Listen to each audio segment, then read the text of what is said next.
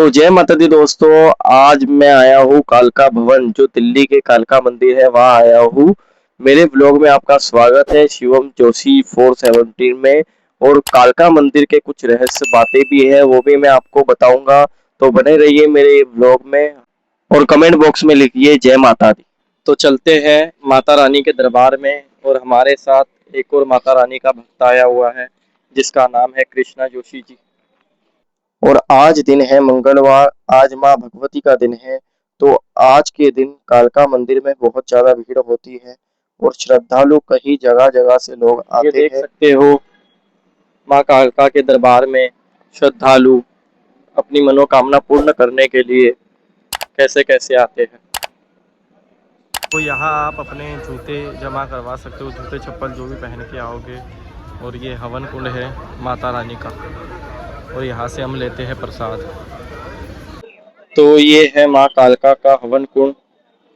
तो यह मान्यता के अनुसार अगर देखा जाए तो ये श्रद्धालु के एक मन को विश्वास को जगाता है। यहाँ अपने मान्यता ऐसी है कि यहाँ अगर अपने सच्चे दिल से अगर कुछ मनोकामना मांगो तो वो पूर्ण रूप से माँ कालका पूरी करती है। बाकी मैं आपको अंदर के दर्शन करवाता हूँ तो मेरे साथ बने रहे ये व्लॉग में। तो अभी पहुंचे हैं माँ कालका के भवन में। आइए देखा हो सब। तो हम पहुंच चुके हैं माँ कालका के दरबार में और जुड़े रहिए मेरे साथ। मैं आपको पूरे व्लॉग में दिखाऊंगा माँ कालका के दर्शन, सारा कुछ दिखाऊंगा। बाकी आप कमेंट में लिखिए जय माता दी। तो सबसे पहले कीजिए शिव जी के दर्शन, क्योंकि इनके दर्शन के बिना माँ भगवती के दर्शन करना अधूरा माना जाता है। बाकी मैं आपको पूरा रहस्य बताता हूँ माँ कालका का। और हम बहुत खुश नसीब है जो माँ की आरती में हम शामिल हुए हैं।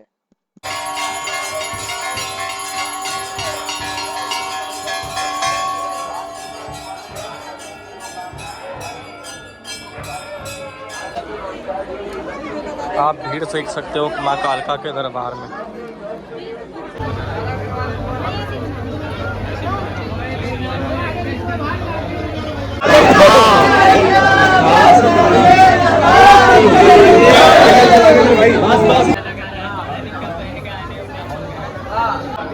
कर लो आप भी माता रानी के दर्शन। फिर करते हैं अपने बजरंगबली के दर्शन। तो हम सबको माँ कालका के दर्शन हो चुके हैं।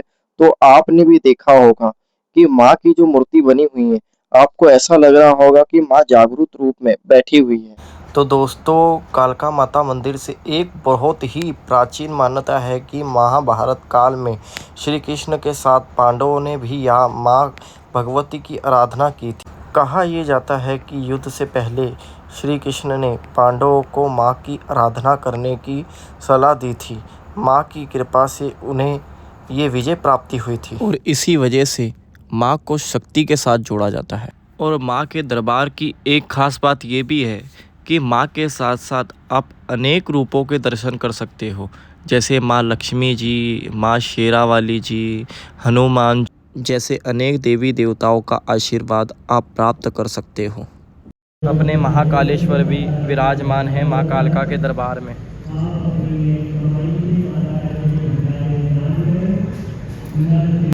तो दोस्तों, कालका माता मंदिर में माता रानी के साथ साथ दर्शन आप 9 ग्रहों के भी कर सकते हो।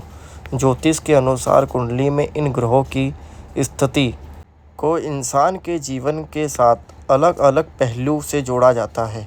इसी वजह से 9 ग्रहों के दर्शन और पूजा भी करते हैं। माता रानी के दर्शन के बाद फिर करते हैं श्री कृष्ण और राधा जी के दर्शन। और जो कृष्ण जी को प्यार करते हैं वो कमेंट बॉक्स में जय श्री कृष्ण लिखिए।